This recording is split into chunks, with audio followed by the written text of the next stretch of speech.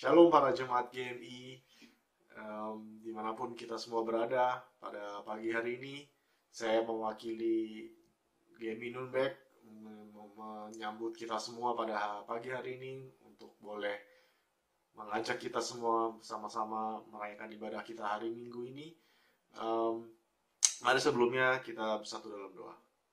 Terima kasih Tuhan Yesus, Allah yang bertata dalam kerajaan surga. Kalau Kau telah boleh satukan kami kembali Bapa di hari Minggu ini Tuhan Yesus, untuk boleh bersama-sama Bapa mengucap syukur Tuhan Yesus, mengembalikan Tuhan pujian kami, membawa Tuhan penyembahan kami Bapa ke dalam hadirat-Mu Tuhan Yesus. Biarlah Tuhan, biarlah kiranya pujian dan penyembahan kami Bapa ini boleh menjadi dupa yang harum Tuhan di tahta-Mu Bapa. Tuhan, ucap syukur Tuhan untuk segala kasih-Mu Tuhan, segala berkat-berkat-Mu yang telah Kau berikan setiap harinya Tuhan Yesus. Kiranya Kau mau kuduskan, sucikan kami pada hari Minggu ini Bapa. Biarlah kami boleh menyenangkan hati-Mu Tuhan dengan pujian dan penyembahan kami Bapa. Dan kiranya Kau juga mau berkati pembawaan firman Tuhan nanti juga Tuhan Yesus. Kau mau berbicara langsung Tuhan juga kepada setiap dari kami Bapa. Curahkan Roh Kudus-Mu Tuhan ke atas setiap dari kami Tuhan Yesus, sehingga kami boleh mengenal Engkau lebih dalam lagi Bapa. Sekali lagi Bapa, tutup bungkus semuanya dalam nama-Mu. Haleluya. Amin. Amin. Ya, mari kita sebelumnya bersama-sama menyanyikan satu lagu ini. Kita mau bersama-sama terbang tinggi dalam firman Tuhan. Biarlah firman Tuhan yang selalu menuntut kita setiap harinya.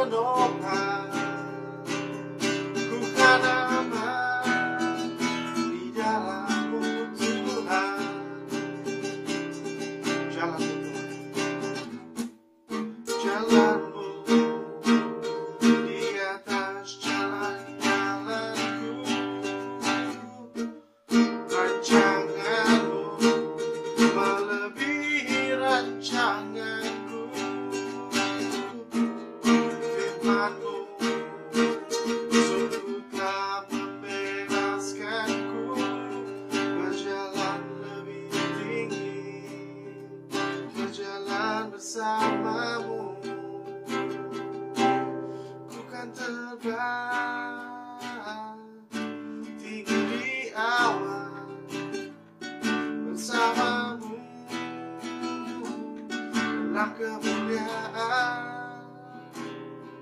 sebab firman-Mu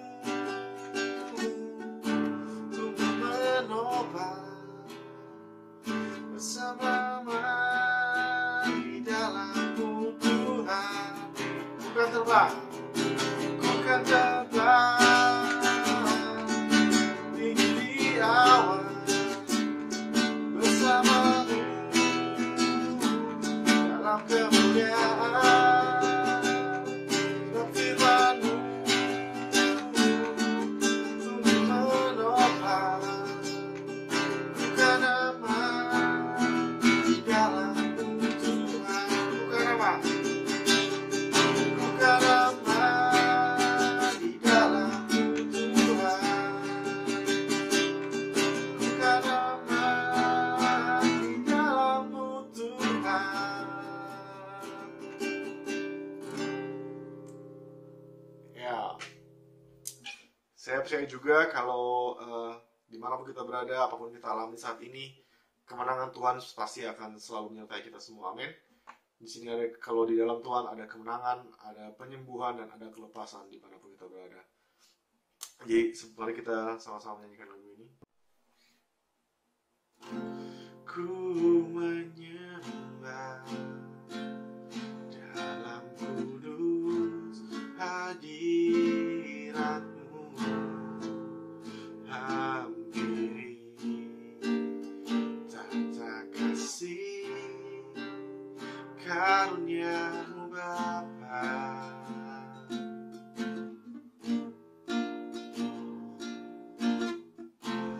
Kekuatanku hanya dalam hadirat-Mu, Yesusku. Hanya Kaulah segalanya.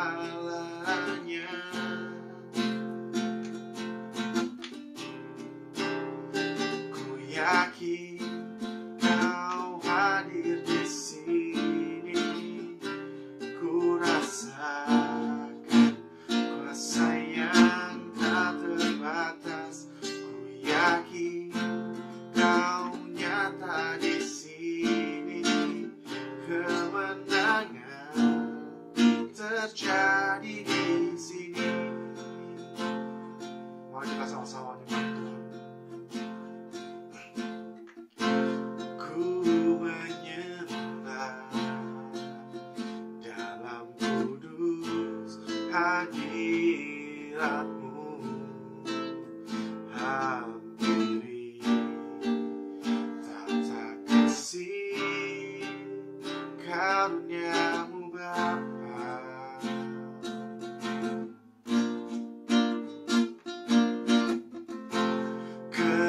Kekuatanku hanya dalam hadirat-Mu, Yesusku. Hanya Kaulah segalanya.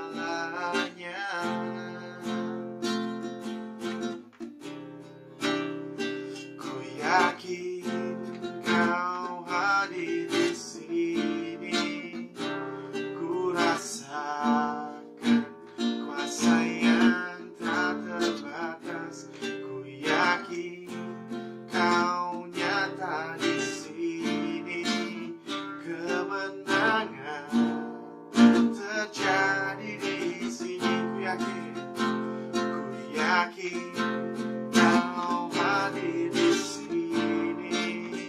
Ku rasakan kuasa yang tak terbatas. Ku yakin Kau nyata di sini.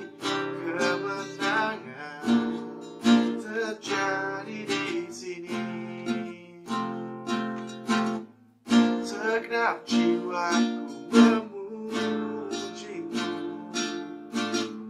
Sungguh besar Kau, Yesusku. Segenap hatiku menyembah-Mu. Kau besar, Kau besar, Kau besar, Kau besar.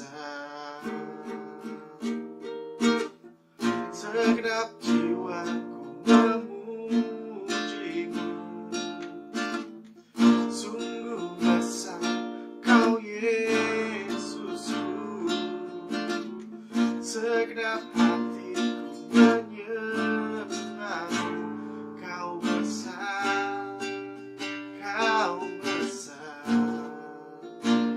kau besar, kau besar. Ku yakin kau hadir di sini. Ku rasakan kuasa yang tak terbatas. Ku yakin kau nyata di sini. Kemenangan terjadi di sini. Ku yakin kau hadir di sini. Ku rasakan kuasa yang tak terbatas. Ku yakin kau nyata di sini. Kemenangan terjadi di sini. Kelepasan terjadi di sini. Penyembuhan terjadi di sini. Amin.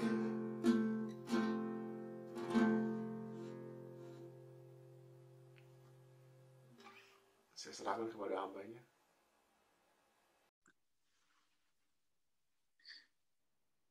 Shalom Bapak-Bapak, Ibu-Ibu, dan Saudara-saudara yang dikasihi Tuhan. Sebelum kita sebentar akan mendengarkan firman Tuhan, kita kembali akan melaksanakan perjamuan kudus. Mari kita boleh persiapkan hati kita, supaya kita boleh melakukan perjamuan kudus ini dengan hati yang layak dan berkenan kepada Tuhan. Sebelumnya saya ingin membaca beberapa ayat terlebih dahulu dari 1 Korintus pasal 11, ayat ke-26 berkata sebagai berikut. Dan ayat-ayat berikutnya. Sebab setiap kali kamu makan roti ini dan minum cawan ini, kamu memberitakan kematian Tuhan sampai Ia datang. Kemudian ayat 27 dan selanjutnya adalah persyaratan bagi kita yang hendak ambil bagian dalam perjamuan kudus. Jadi barang siapa dengan cara yang tidak layak makan roti atau minum cawan Tuhan, ia berdosa terhadap tubuh dan darah Tuhan. Karena itu hendaklah tiap-tiap orang menguji dirinya sendiri, dan baru sudah itu ia makan roti dan minum dari cawan itu. Karena barang siapa makan dan minum tanpa mengakui tubuh Tuhan, ia mendatangkan hukuman atas dirinya. Sebab itu banyak di antara kamu yang lemah dan sakit dan tidak sedikit yang meninggal. Kalau kita menguji diri kita sendiri, hukuman tidak menimpa kita. Tapi kalau kita menerima hukuman dari Tuhan, kita dididik supaya kita tidak akan dihukum bersama-sama dengan dunia. Nah, Bapak Ibu sekalian, bagi kita yang hendak ambil bagian dalam perjamuan kudus, firman-Nya berkata supaya kita menguji diri kita sendiri. Dan kalau kita menguji diri kita dan hati kita tidak menuduh kita sedang melakukan hal-hal yang bertentangan dengan kehendak Tuhan, pasti hati kita dipenuhi dengan damai sejahtera. Dan kemudian barulah sudah itu ia makan roti dan minum dari cawan itu. Artinya apa, Bapak Ibu sekalian? Setiap kali kita ambil bagian dalam perjamuan kudus, hendaklah kita selalu dengan dalam hati yang berkenan kepada Tuhan. Mari, kalau ada Bapak-Bapak, Ibu-ibu yang barangkali tadi sudah melakukan hal-hal yang kurang berkenan kepada Tuhan, mari Dia Allah yang setia dan adil, 1 Yohanes 1 ayat 9. Kalau kita mengakui segala dosa kita, maka Dia akan mengampuni. Karena itu, Bapak Ibu sekalian, mari kita lakukan dengan hati yang berkenan kepada Tuhan, karena perjamuan kudus ini kudus karena Dia yang sudah mati di atas kayu salib adalah Tuhan yang sudah pernah mati untuk menebus kita manusia yang berdosa. Tadi dikatakan dalam ayat 29, karena itu barang siapa makan dan minum tanpa mengakui tubuh Tuhan, ia mendatangkan hukuman atas dirinya.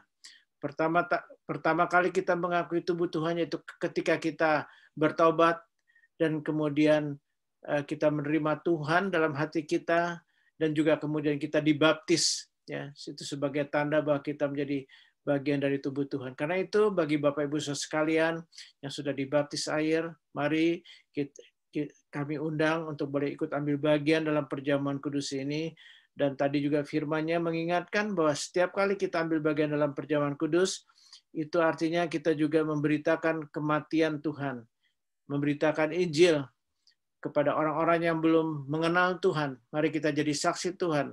Kita boleh menjadi berkat bagi banyak orang yang perlu diselamatkan.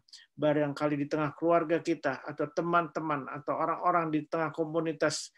Mari kita jadi berkat. Mari kita membawa kabar bahwa Tuhan juga sudah mati bagi mereka, sehingga kalau saya dan saudara boleh diubah oleh kuasa Tuhan, percayalah kuasanya yang sama akan bisa mengubah juga orang-orang di sekitar kita. Karena itu sebelum kita sebentar melaksanakan perjamuan kudus ini, mari kita berdoa terlebih dulu bersama-sama. Tuhan, terima kasih sebentar kami akan melaksanakan perjamuan kudus ini. Mari Engkau yang menguduskan roti yang kami hendak makan sebagai peringatan akan tubuh-Mu yang sudah Tuhan korbankan di atas kayu salib untuk menebus dosa kami. Ketika kami nanti minum anggur, kami juga mengingat akan darah-Mu yang boleh menyucikan kami. Mari kuduskan anggur ini Tuhan, supaya kami boleh makan roti dan minum anggur untuk mengingat apa yang sudah Tuhan kerjakan bagi kami di atas kayu salib. Itu merupakan karya agung yang boleh membawa kami menjadi ciptaan yang baru. Terima kasih Tuhan untuk pengorbanan-Mu yang begitu luar biasa. Engkau sudah mati bagi seluruh manusia di dunia ini, dan kami bersyukur kalau kami sudah boleh menerima Tuhan dalam hati kami. Kami boleh diubah menjadi manusia baru, dan biarlah kami boleh terus mengerjakan keselamatan ini.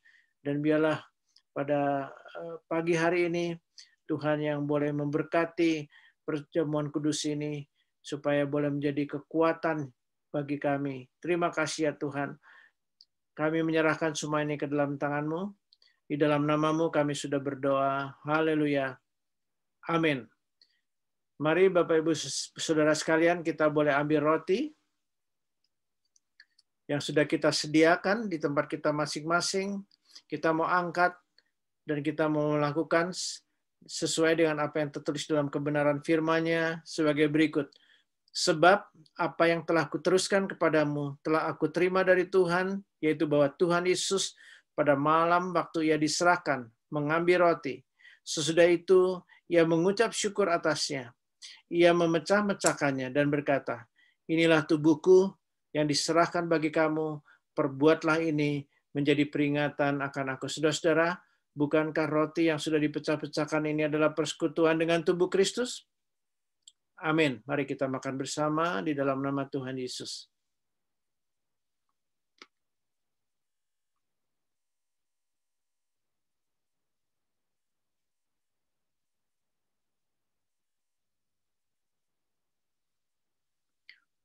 Mari kita mengangkat cawan juga di tangan kanan kita tinggi-tinggi.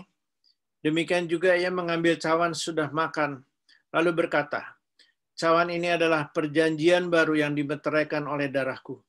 Perbuatlah ini setiap kali kamu meminumnya, menjadi peringatan akan aku. Saudara-saudara, bukankah cawan pengucapan syukur yang atasnya kita ucapkan syukur ini adalah persekutuan dengan darah Kristus? Amin. Mari kita minum bersama dalam nama Tuhan Yesus.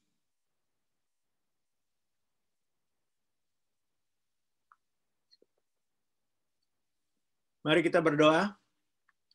Bapa yang kami kasihi, Bapa yang kami kenal di dalam nama Tuhan kami Yesus Kristus, Engkau Tuhan yang mengasihi kami oleh pengorbanan-Mu di atas kayu salib. Engkau sudah boleh menjadi satu-satunya jalan dan kebenaran dan hidup. Engkau sudah menjadi korban yang teragung untuk boleh menjadi jalan untuk kami boleh diselamatkan. Terima kasih ya Tuhan. Karena kasih karunia-Mu kami boleh diselamatkan. Itu merupakan anugerah yang sangat besar bagi kami Tuhan. Darah-Mu sudah menyucikan kami. Darah-Mu yang tercurah di atas kayu salib sudah menjadi darah yang boleh menebus kami Tuhan. Terima kasih bahwa darah-Mu boleh merubah hidup kami. Kami boleh meninggalkan manusia lama kami, dan kami boleh menjadi manusia baru yang terus-menerus diperbaharui. Terima kasih bahwa darah-Mu juga berkuasa untuk boleh menyembuhkan kami kalau di antara kami ada yang sakit.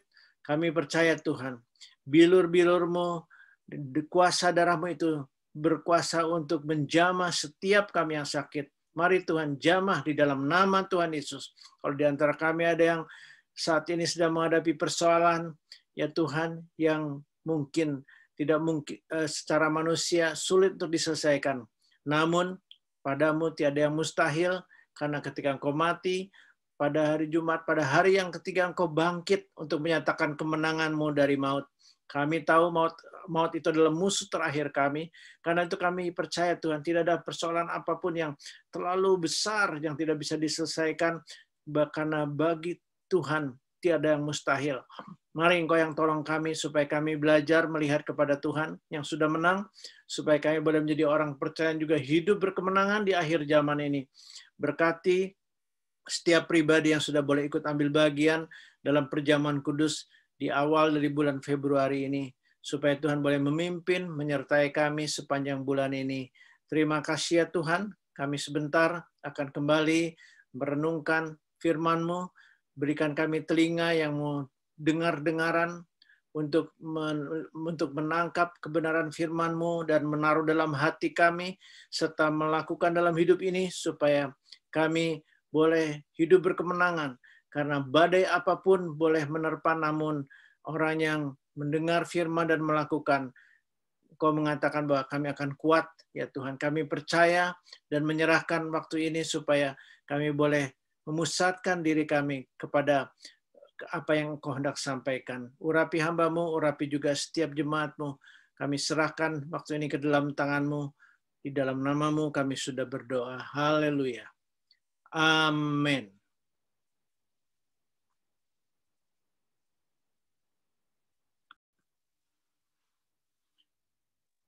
Mari Bapak Ibu Saudara yang dikasihi Tuhan, kita akan merenungkan firman Tuhan pada pagi hari ini.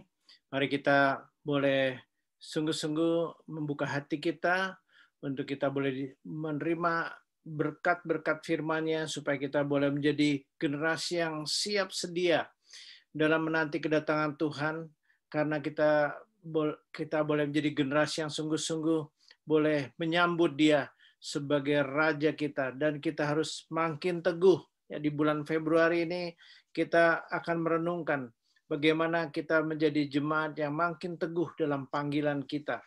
Nah, karena itu Bapak Ibu sekalian, tema kita pada pagi hari ini adalah makin teguh di akhir zaman ini. Mari kita melihat dalam surat 2 Petrus pasal yang pertama ayat 3 sampai 11. 2 Petrus pasal yang pertama ayat 3 sampai 11.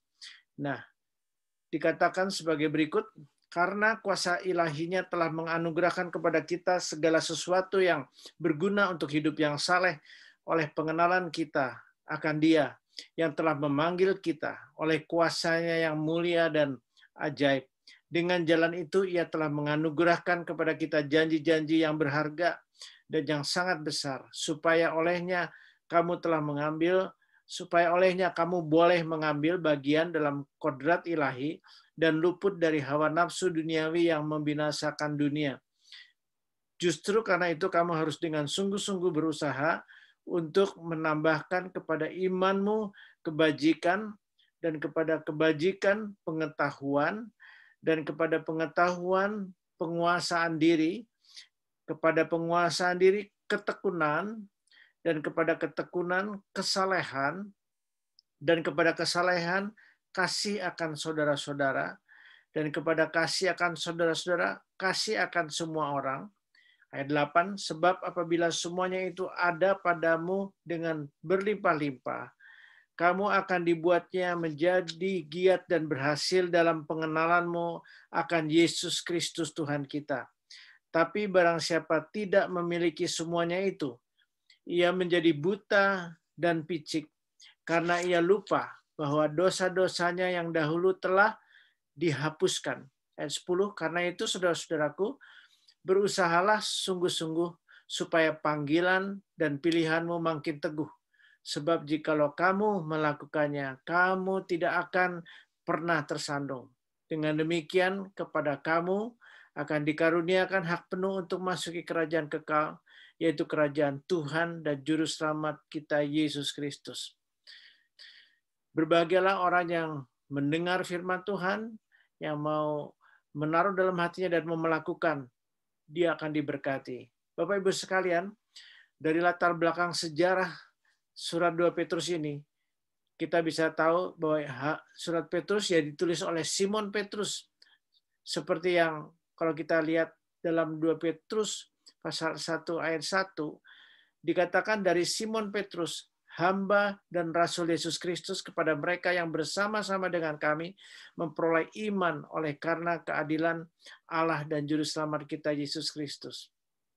Jadi Simon Petrus di sini memperkenalkan dirinya dan mengatakan bahwa surat ini merupakan suratnya yang kedua yang menunjukkan bahwa dia sedang menulis kepada orang-orang percaya yang pada waktu itu ada di Asia Kecil.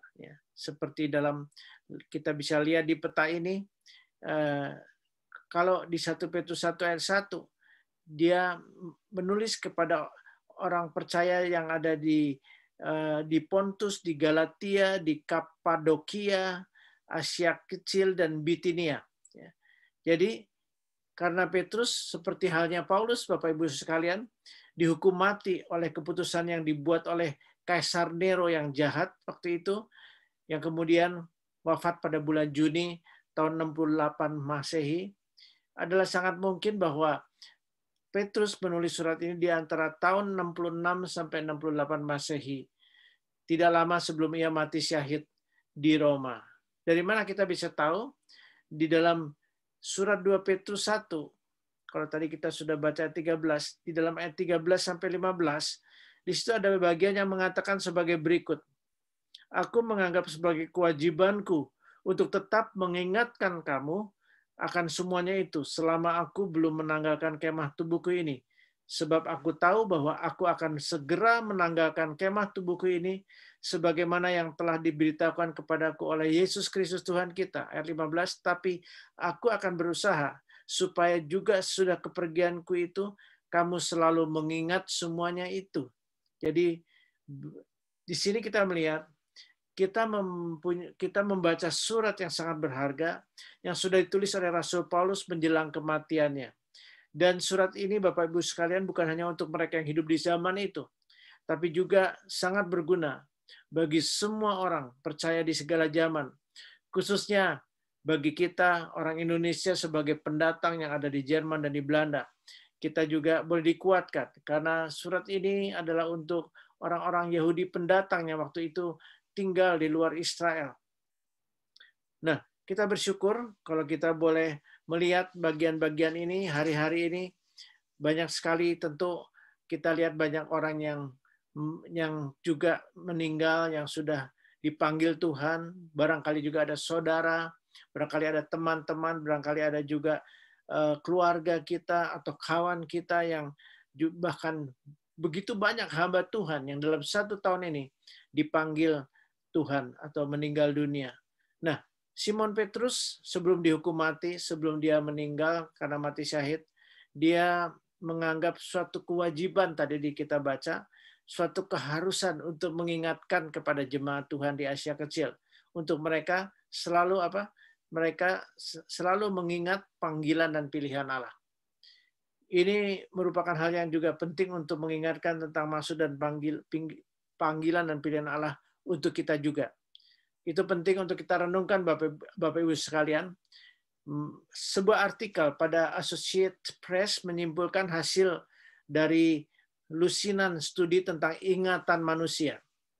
Ingatan manusia itu tidak dapat sebenarnya merekam kenangan yang tak terhapuskan. Ingatan manusia itu sebenarnya rapuh, tidak lengkap, lunak dan sangat mudah dipengaruhi oleh masukan orang lain. Ingatan itu dapat berubah, Bapak Ibu, seiring berjalannya waktu. Dalam beberapa kasus, orang-orang akan sedikit mengubah versi mereka tentang sebuah kejadian melalui setiap penceritaan ulang. Jadi sama seperti seorang nelayan yang melebih-lebihkan cerita tentang ikan yang lolos. Namun, Bapak Ibu sekalian, sebuah catatan yang objektif dan sesuai fakta itu dapat memperbaiki ingatan yang menyimpang yang dapat kita terima. Nah, kita bersyukur Petrus menuliskan surat ini untuk memberi kita catatan yang akurat dan bahkan tahan lama tentang kebenaran Tuhan. Dalam ayat 12 dan 15 dikatakan, karena itu aku senantiasa bermaksud mengingatkan kamu semua. Tadi juga kemudian dalam ayat yang 15, aku akan berusaha supaya kamu selalu mengingat semuanya itu. Jadi ingatan kita yang rapuh memerlukan penyegaran yang sebenarnya terus-menerus melalui apa? Melalui firman-Nya yang tidak pernah berubah. Lewat firman yang dapat diandalkan ini kita dapat menjaga agar apa Bapak Ibu sekalian? Agar pikiran kita tidak diam-diam terhanyut menuju perspektif hidup yang kosong, manusia belaka. Tuhan memberikan kita Alkitab untuk boleh membangkitkan pikiran kita agar apa? Agar kita tidak melupakan kebenarannya. Cara terbaik untuk memperbarui pikiran kita adalah apa? Membaca firman-Nya setiap hari. Ada amin Bapak Ibu sekalian? Mari kita setia membaca merenungkan firman Tuhan. Nah, berapa hal sebelum kita nanti masuk dalam poin-poin yang saya ingin sampaikan. Kita melihat bahwa kedatangan Tuhan Yesus yang kedua kali sudah semakin dekat.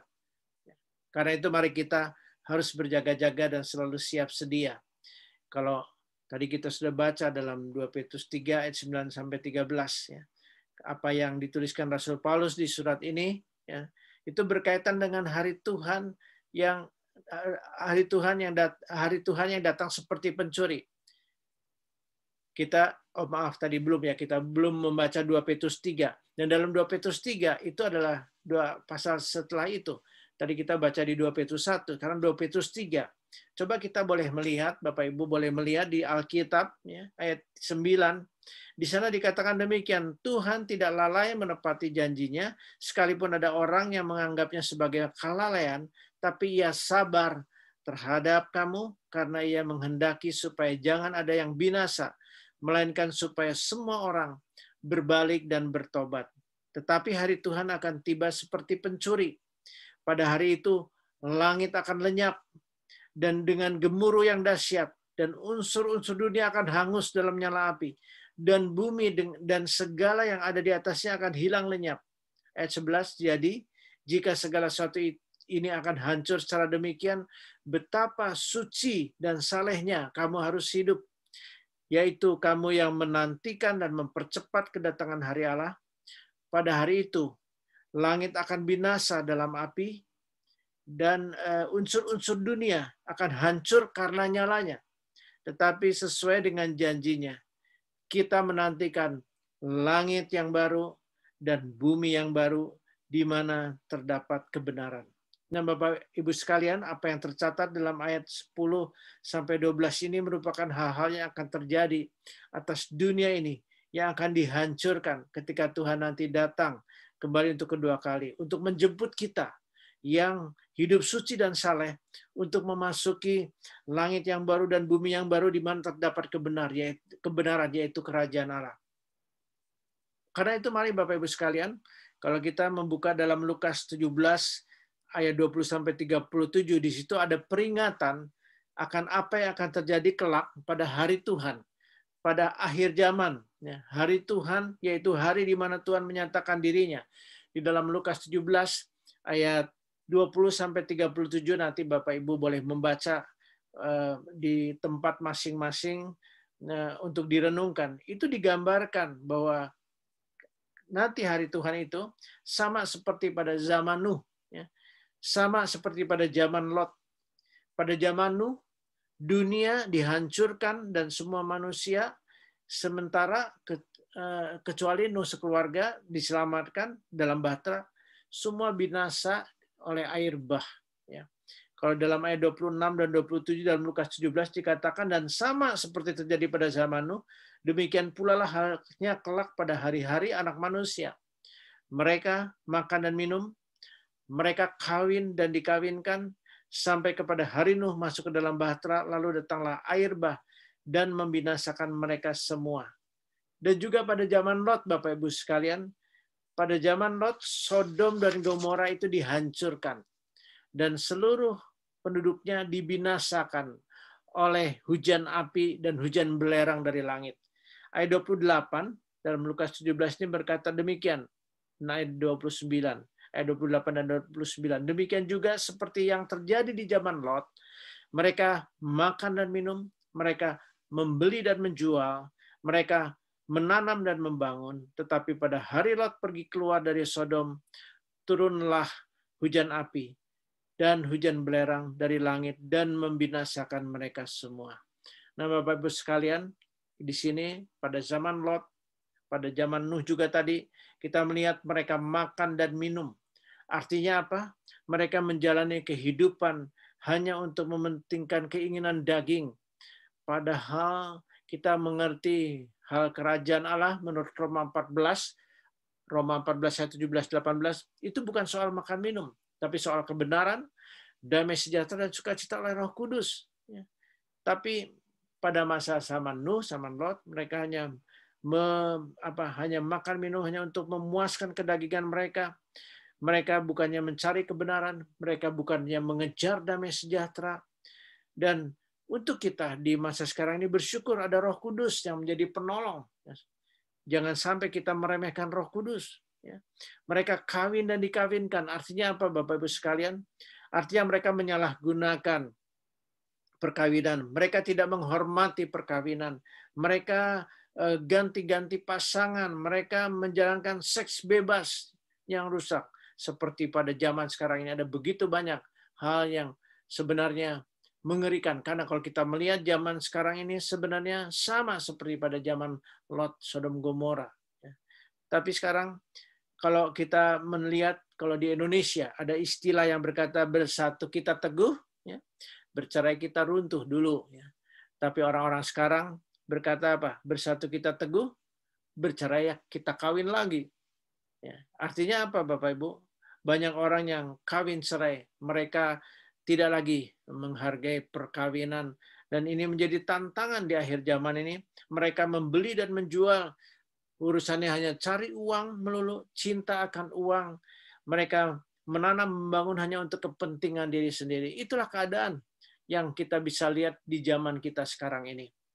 Kalau kita melihat dari tahun 2020 sampai tahun 2030 yang akan datang, itu akan terjadi perubahan besar-besaran dan juga percepatan teknologi.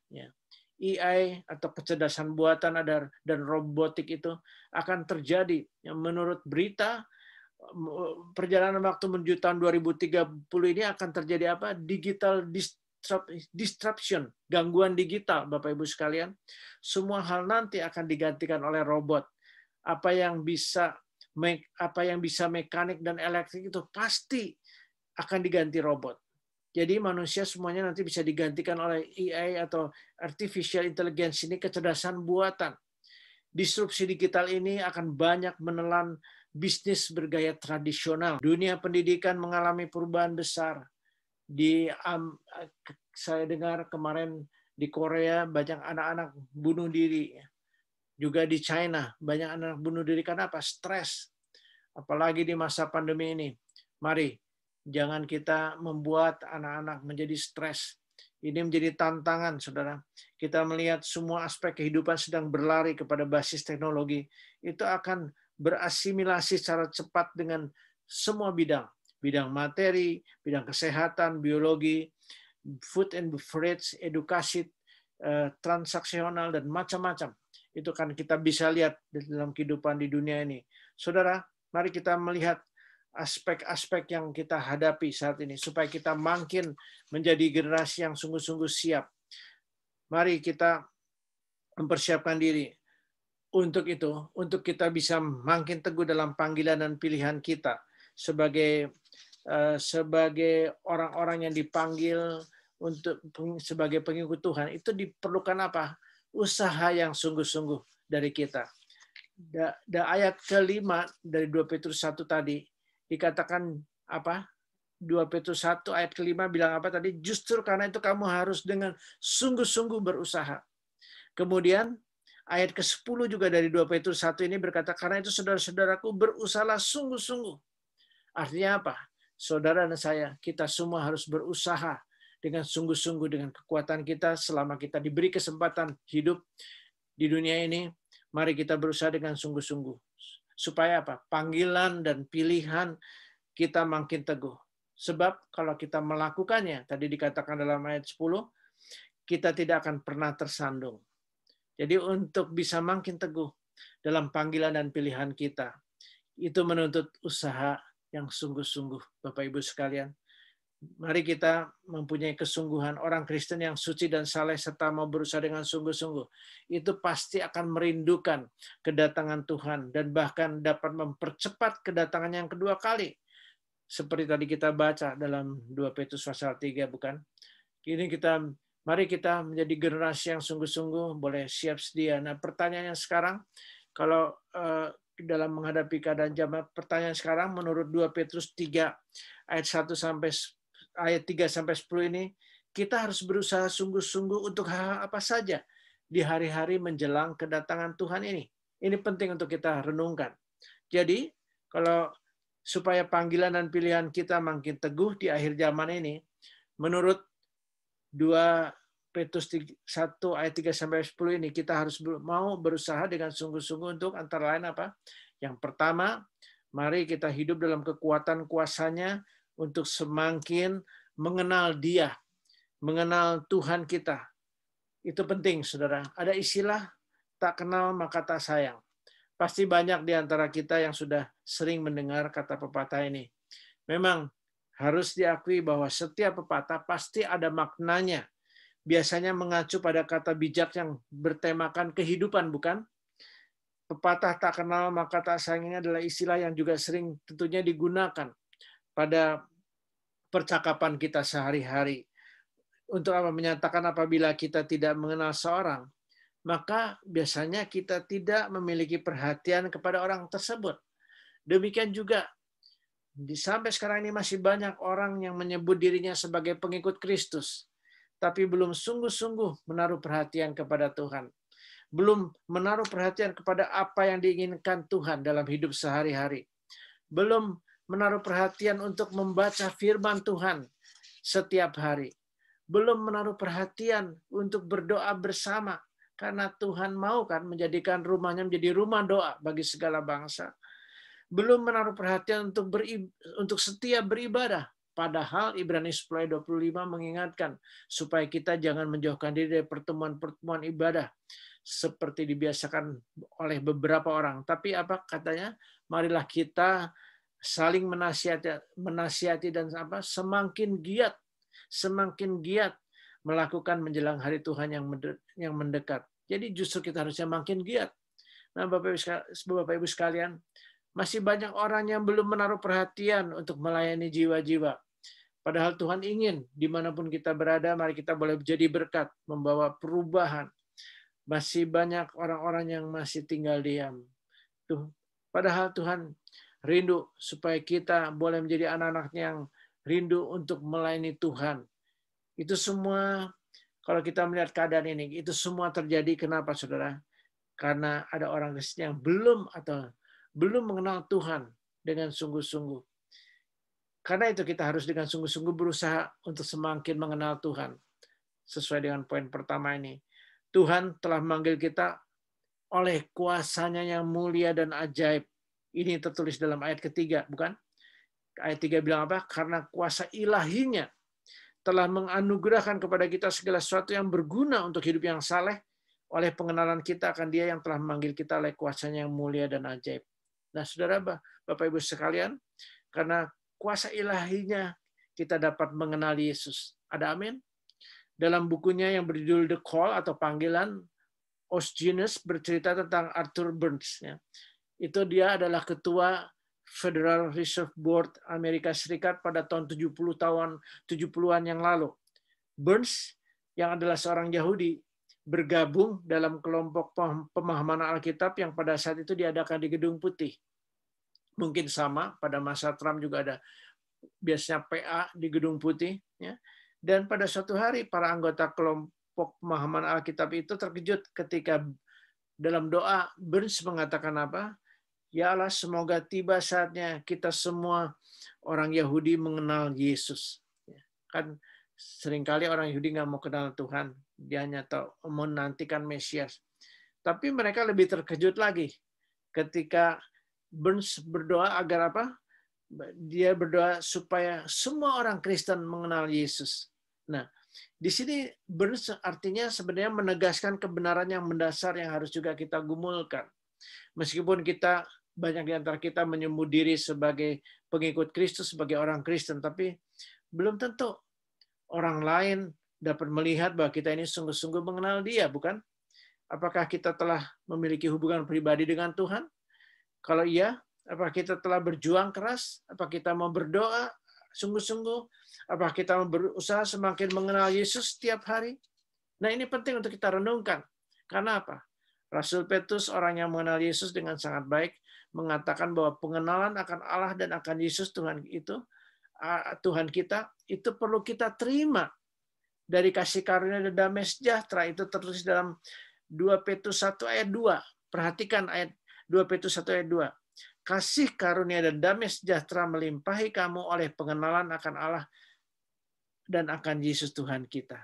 Jadi pengenalan akan Yesus itu memberikan kita sebenarnya segala sesuatu yang berguna untuk hidup yang saleh. Mari Bapak Ibu sekalian, kita kiranya pada hari ini kita juga semakin mengenal Tuhan yang kita sembah ini, supaya kita dalam kehidupan di dunia semakin rusak ini, kita mempunyai hati yang semakin mengenal Tuhan.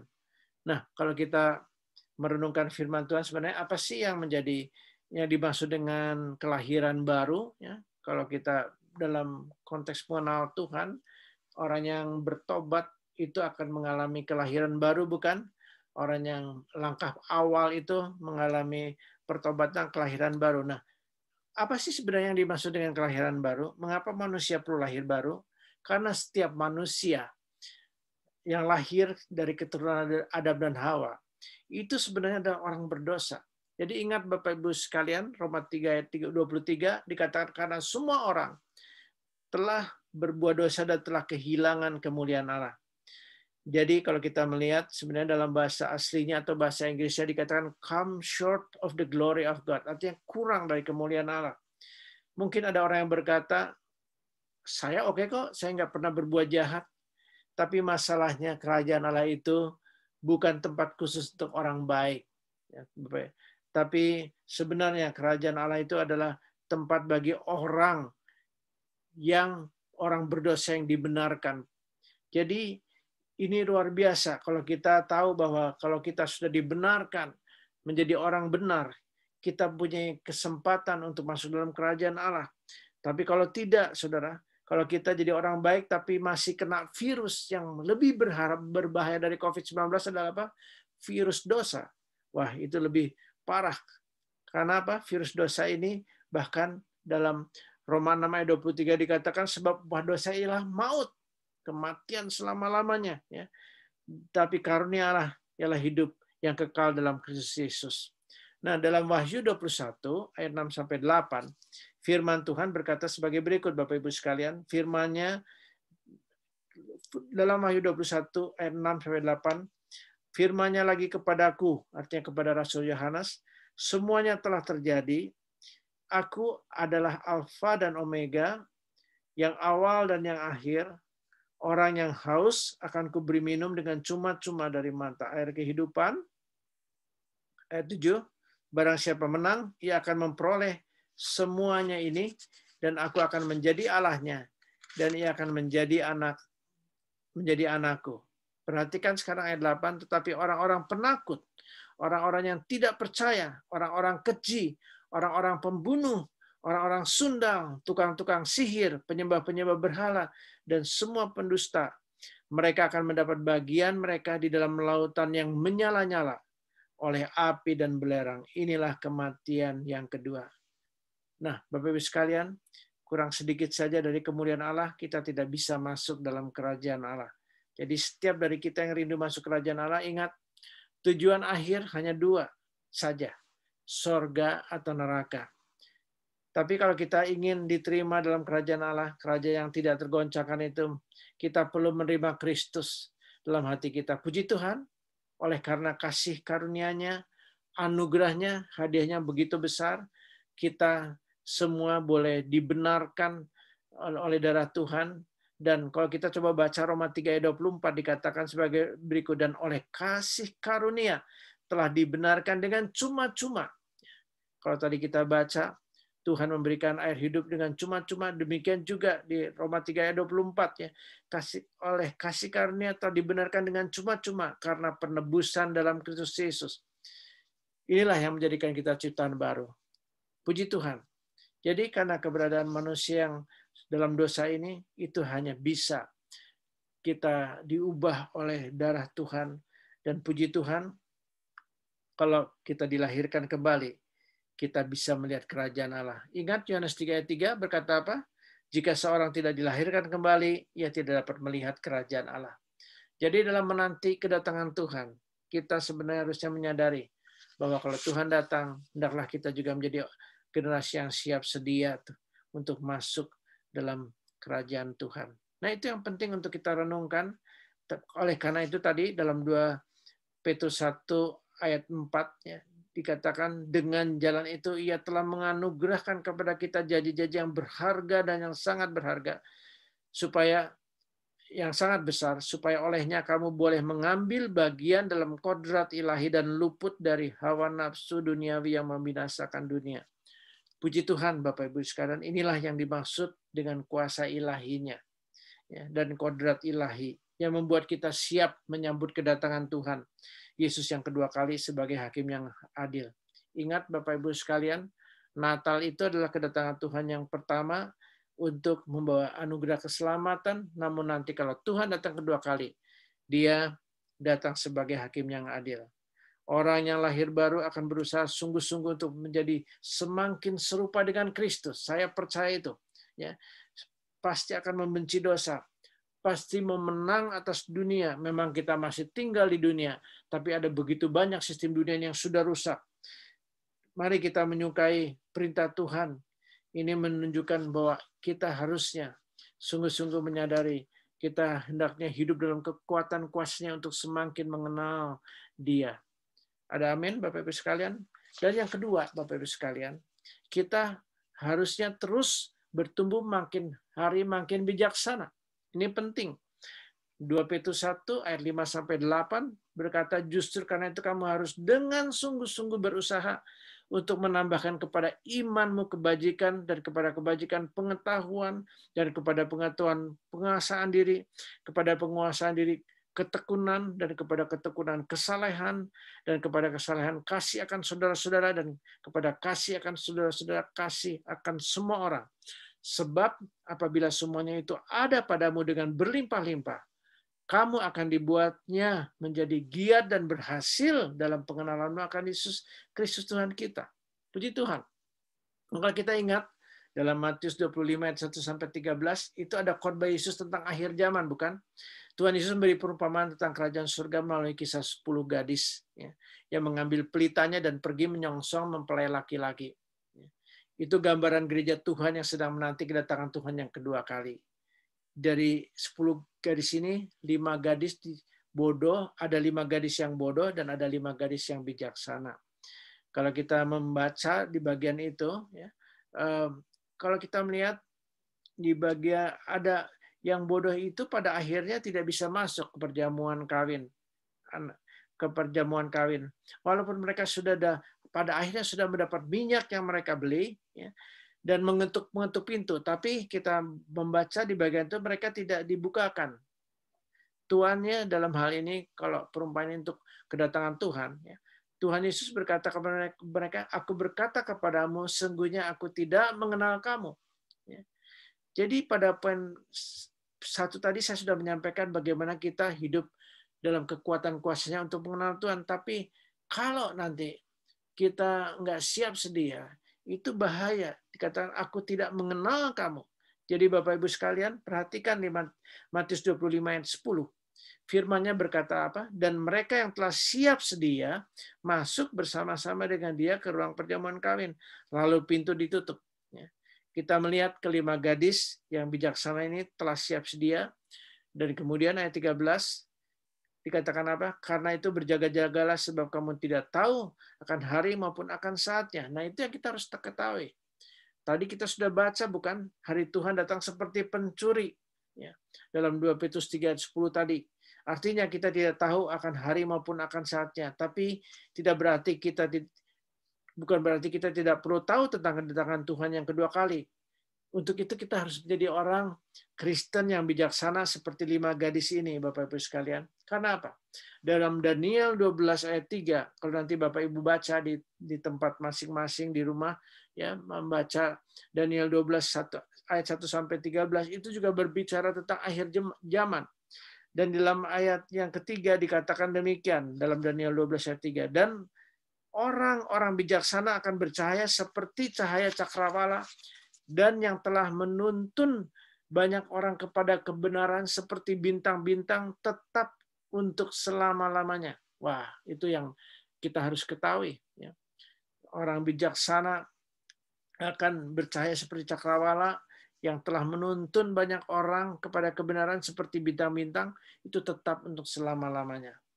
Jadi kalau kita melihat juga dalam Mazmur 90, ayat 11-12, itu ayat yang sering kali jadi ayat hafalan kita.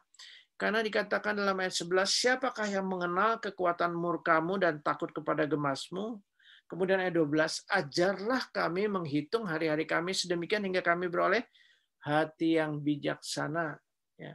Jadi Bapak Ibu sekali, anggap saja COVID-19 yang sudah berlangsung lebih dari setahun ini sebagai murka Tuhan. Ya. Sama seperti sama Nuh, sama Lot. Sebenarnya sudah waktunya dunia ini dibinasakan oleh Tuhan. Karena apa? Dosa manusia. Karena masalah seksual yang sudah rusak. Tapi karena kasih karunia-Nya Dia masih sediakan untuk kita dan juga untuk orang-orang yang belum mengenal Dia secara pribadi untuk apa? Memberi kesempatan. Kita tahu ada lagu hidup ini adalah kesempatan, bukan? Jadi kita gunakan kesempatan ini untuk memberitahu orang-orang yang belum bertobat supaya mereka juga boleh dimenangkan. Banyak orang Kristen yang masih meragukan keselamatan yang sudah diterima dari Tuhan. Orang Kristen yang berusaha sungguh-sungguh. Sebenarnya adalah orang Kristen yang mau menghargai anugerah pengampunan dari Tuhan dan yang akan terus bertumbuh dalam pengenalan yang semakin baik akan Kristus Yesus. Seperti tadi kita baca, bukan dalam 2 Petrus 1 ayat 3-8. Bagian Tuhan apa?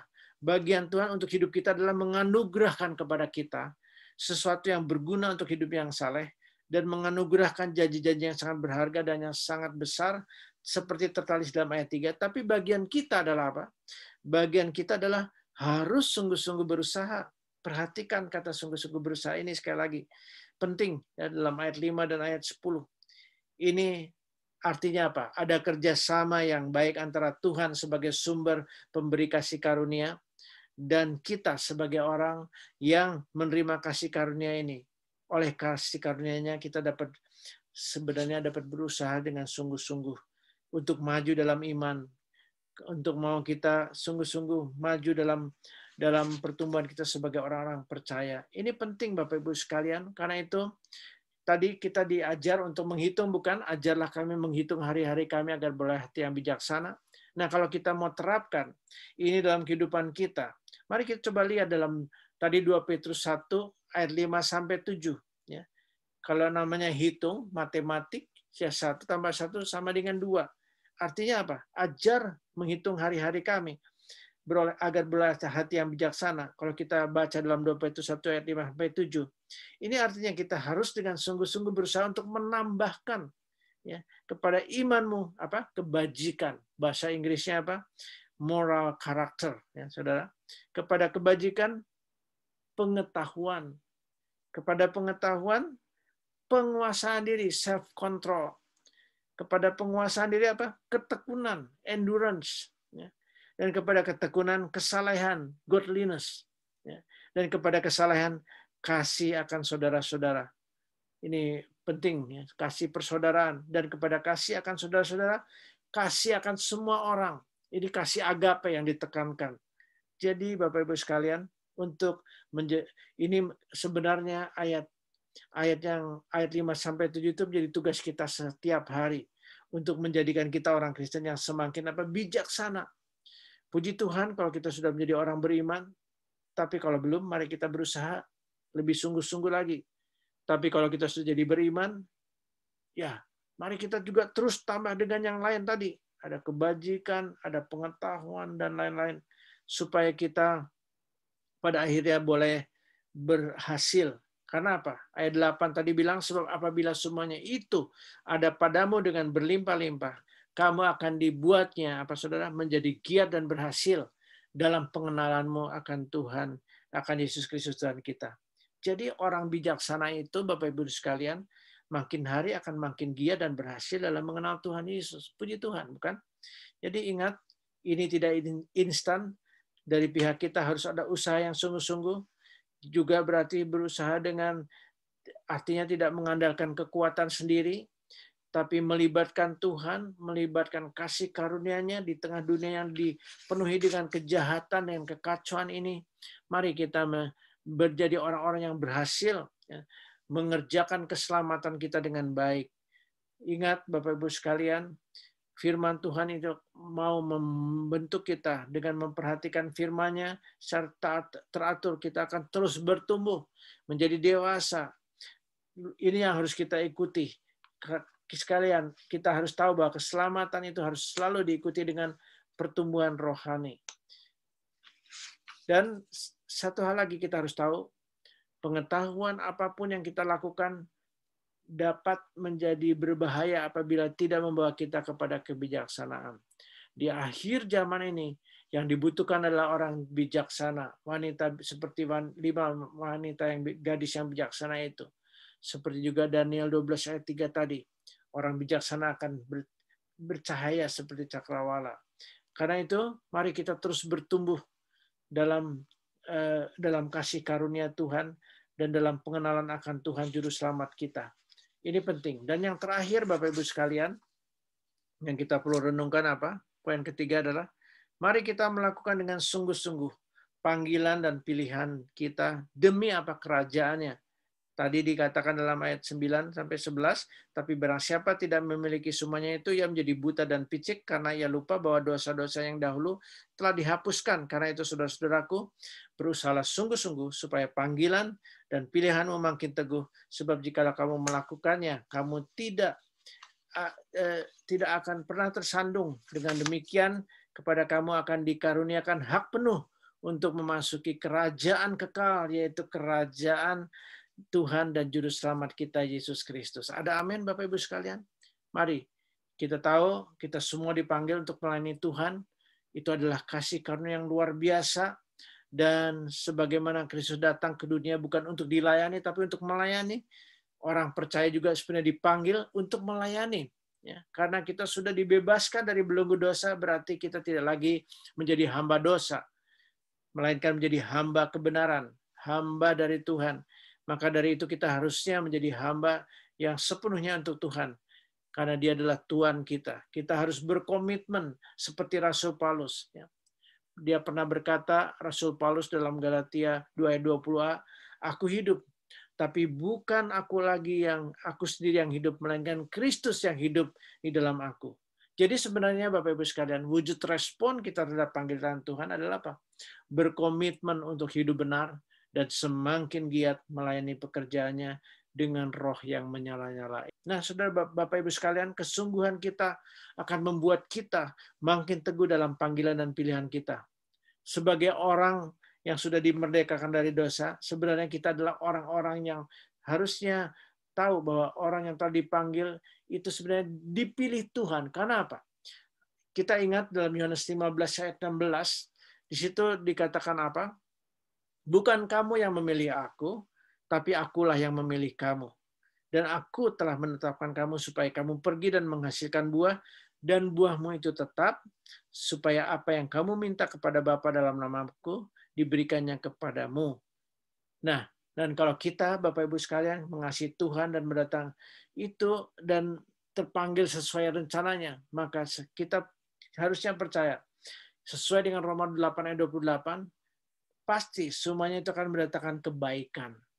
Kita bersyukur kalau kita mau tetap berusaha sungguh-sungguh itu dalam kasih karunia-Nya, bahkan terus berjalan dengan penuh kerendahan hati, dengan penuh penuh keberanian menghampiri tata kasih karunia-Nya. Sesuai Ibrani 4 ayat 16, kita akan selalu mendapat pertolongan tepat pada waktunya. Biarlah kita menjadi orang yang punya tanggung jawab. Kita mau berusaha sungguh-sungguh jadi orang Kristen yang sungguh-sungguh beriman. Mau sungguh-sungguh hidup sesuai dengan firman-Nya. Dan mau sungguh-sungguh melakukannya di akhir zaman ini. Dan ingat, Tuhan firman-Nya tadi berkata, kita tidak akan pernah tersandung kalau kita mau sungguh-sungguh melakukannya. Nah, itulah kiranya menjadi kekuatan buat kita. Tadi dikatakan dalam ayat 10, sebab jikalau kamu mau melakukannya, kamu tidak akan pernah tersandung. Amin. Dengan demikian, kepada kita akan dikaruniakan hak penuh untuk apa? Masuk dalam kerajaan kekal, yaitu kerajaan Tuhan Juru Selamat kita. Jadi mari Bapak Ibu sekalian, mari kita maju. Inilah saatnya kita mempersiapkan diri menuju kekekalan.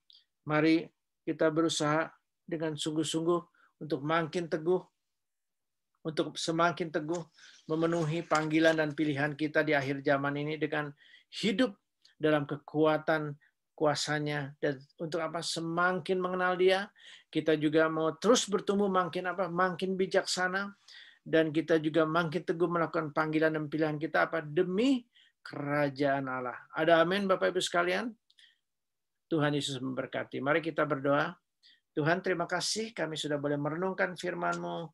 Kiranya kami boleh dikuatkan dan diingatkan kembali bahwa kedatangan Tuhan, bahwa akhir kami ada di hari Tuhan yang semakin dekat.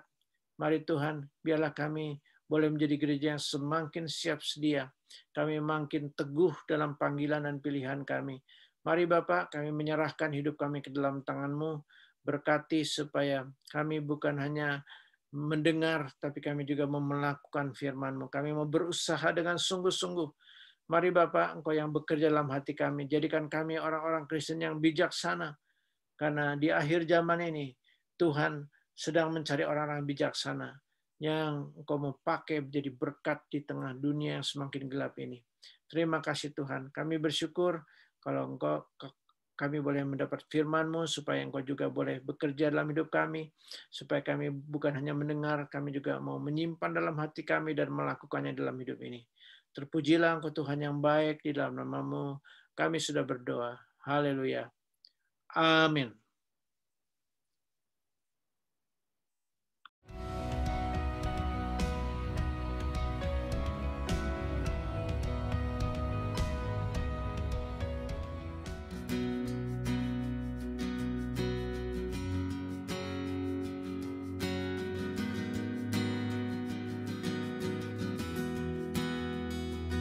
God is able, He will never fail.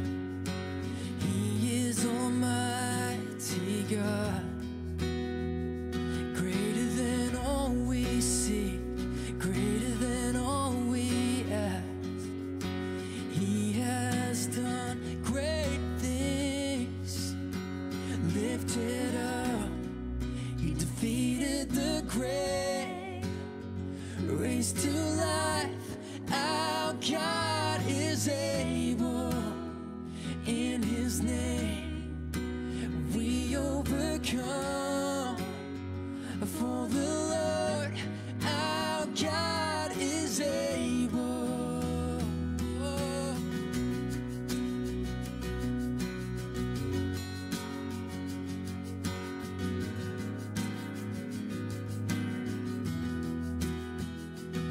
God is with us, God is on our side.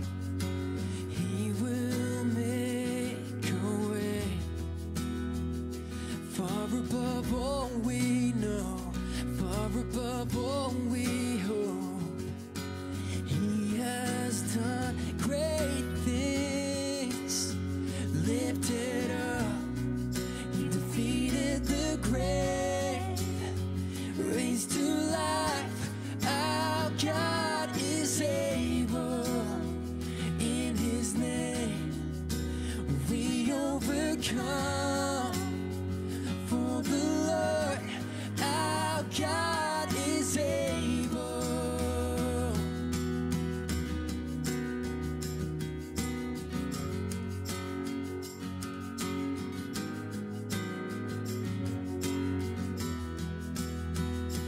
God is with us. He will go before. He will never leave us. He will never leave us. God is for us. He has open arms. He will never fail us. He will never fail us. Lifted up, He defeated the grave, raised to life. Our God is able. In His name we overcome. For the Lord, our God is able. For the Lord, our God is able. For the Lord, our God is able.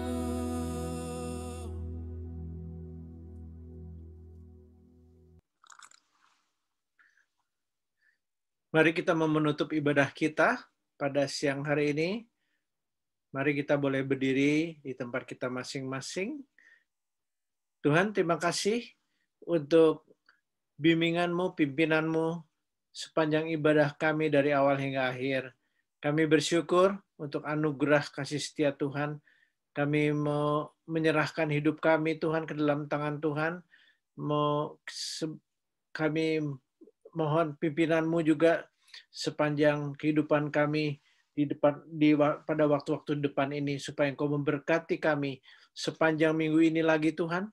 Kalau kami kembali akan mengerjakan tugas-tugas yang ada di hadapan kami, mari berkati baik para setiap pribadi yang bekerja, baik para suami, baik para istri. Mari Tuhan, Kau yang memberikan hikmat akal budi. Kami juga berdoa untuk para student yang sedang menjalankan studi, menghadapi ujian-ujian di semester ini. Berikan hikmat kepada mereka supaya mereka juga boleh berhasil. Berkati keluarga-keluarga dalam membimbing anak-anak supaya anak-anak boleh terus bertumbuh dalam kasih karunia-Mu. Terima kasih ya Tuhan. Kami bersyukur untuk penyertaan Tuhan dalam kehidupan kami. Biarlah sepanjang bulan ini Engkau boleh menyertai, melindungi kami. Kami juga berdoa untuk bangsa dan negara kami Indonesia, bangsa dan negara Jerman, tempat di mana kami berada, juga bangsa dan negara Belanda, tempat di mana saudara-saudara kami juga berada. Mari Tuhan, kiranya Engkau boleh menolong supaya di negara-negara ini COVID-19 ini boleh dihentikan oleh kuasa Tuhan saja. Mari Bapak, kami tahu vaksin sedang dijalankan di semua tempat supaya pelaksanaan pemberian vaksin ini boleh berjalan dengan baik, dengan pimpinan, dengan pertolongan Tuhan. Berikan kepada para pemimpin bangsa kami, Tuhan, bangsa Indonesia, juga pemimpin bangsa di Jerman ini dan juga di Belanda, hikmat akal budi untuk boleh melakukan hal-hal yang sesuai dengan rencana kehendak Tuhan. Kami mengucap syukur untuk semua ini Tuhan. Kami mau menutup ibadah kami pada siang hari ini dan kiranya Engkau boleh memberkati kami. Mari Bapak Ibu sekalian, kita boleh mengarahkan hati kita untuk menyerahkan kehidupan kita untuk boleh diberkati Tuhan. Kita mengedahkan tangan kita. Tuhan memberkati dan melindungi Engkau. Tuhan menyinari Engkau dengan wajah-Nya dan memberikan kasih karunia. Tuhan menghadapkan wajah-Nya kepada Engkau dan memberikan kepada Engkau damai sejahtera. Karena kasih karunialah Bapa, damai sejahtera yang daripada Tuhan Yesus Kristus, persekutuan dalam Roh Kudus menyertai engkau mulai dari sajam ini sampai Maranatha, yaitu Tuhan Yesus Kristus datang kembali untuk yang kedua kali. Haleluya. Amin.